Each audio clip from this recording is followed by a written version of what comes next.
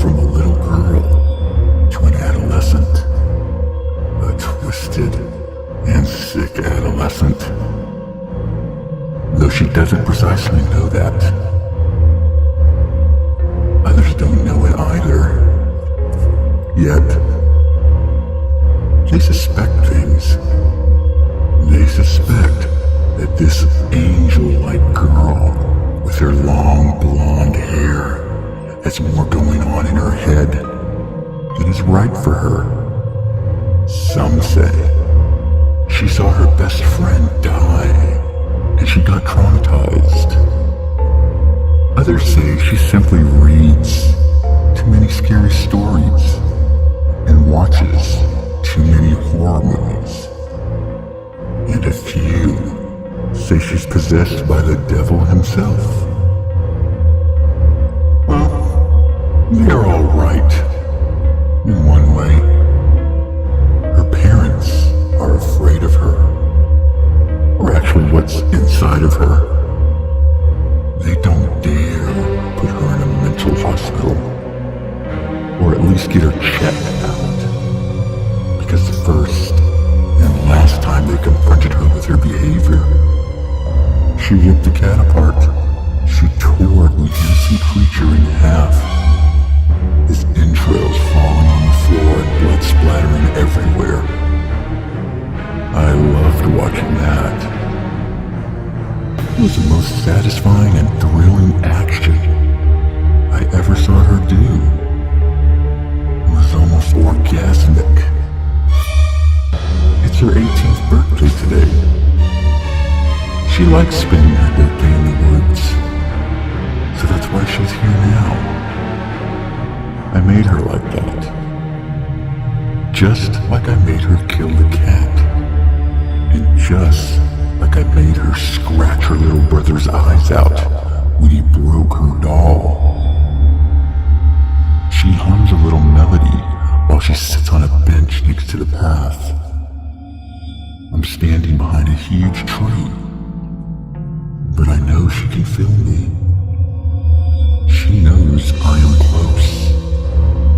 She knows that she will hear a soft scratch on her window tonight, and that I will sit on the end of her bed, whispering little words like I always do.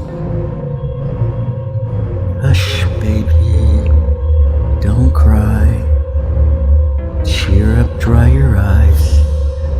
Come join the happy games. Toys in the attic. She sings in a childish tone. Do you feel sorry for me? She suddenly asks. A chill goes through my spine. Sorry that I'm blind? Dancing through life without remembering my last step because of you? She never spoke like that to me before. Not directly. I remember her writing something on a paper and placing it on her bed before she went to sleep. There was one word written on it. Why? I wrote nothing back. Sooner or later, she'd find out if she had to. I know you're there. Come sit next to me. I want to fight the urge to answer her call, but I know it doesn't matter, for it'll soon be over with anyway. So I walk toward her with a slow pace and sit down on the wooden bench. She doesn't turn her head to look at me. I don't know why, but she doesn't. Why are you doing this to me? A tear rolls down her cheek. Why are you using me like this? Like a marionette? Because I can. Because I want to. Another tear falls on her lap. Not because you love me? she says.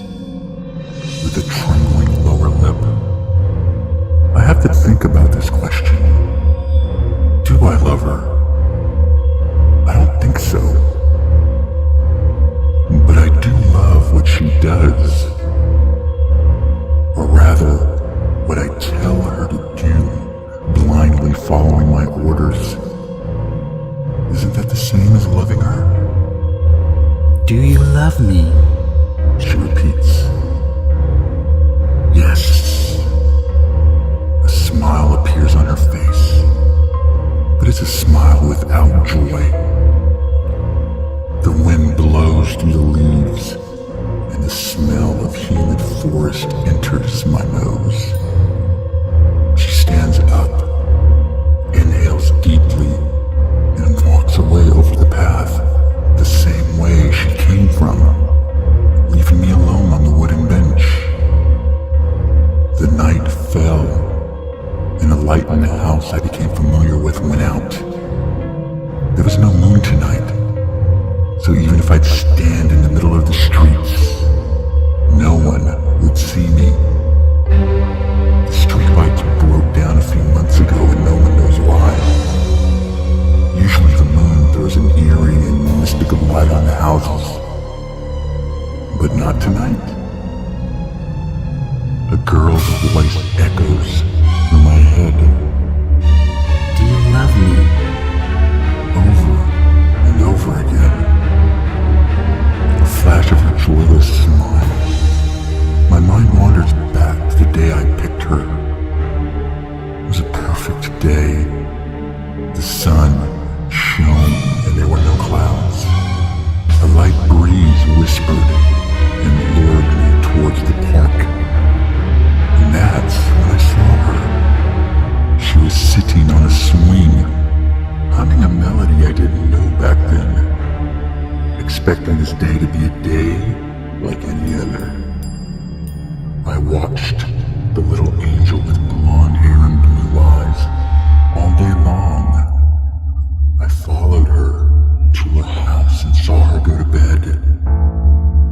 I fetched as much information about her as I could, and after a week, I went in her room for the first time. She didn't wake up, and even if she would have, she wouldn't have been able to remember it. It is time. It is completely silent in the house. I sneak around it and stand still under the window I've been climbing through almost every night for the past 12 years. I take a deep breath and climb into the tree next to the house. I'm not the youngest anymore, but with my daily exercise, it's no problem at all. I walk over a thick branch to the window and touch the cold glass with care. I scratch with my fingernails softly on the window and open it with my free hand. She's asleep. Good. Without making any noise, I sit on her bed and start humming the same melody she hummed the first day I saw her and was humming today in the forest. She moans, but doesn't completely wake up. I start speaking to her in a calm, barely audible voice. First, the usual words in Latin to calm her down and to get her into a trance. My hands start itching and sweating a bit. Our last meeting. She's getting a bit nervous, or at least her movements are. I start humming again. The wind comes up and becomes more powerful. I even think it's raining now. Hello, dear. Can you guess what I want you to do?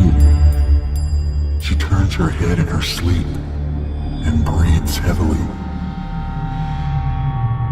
I want you to finish the game. get to an end. I want you to kill your family. I stop for a few seconds.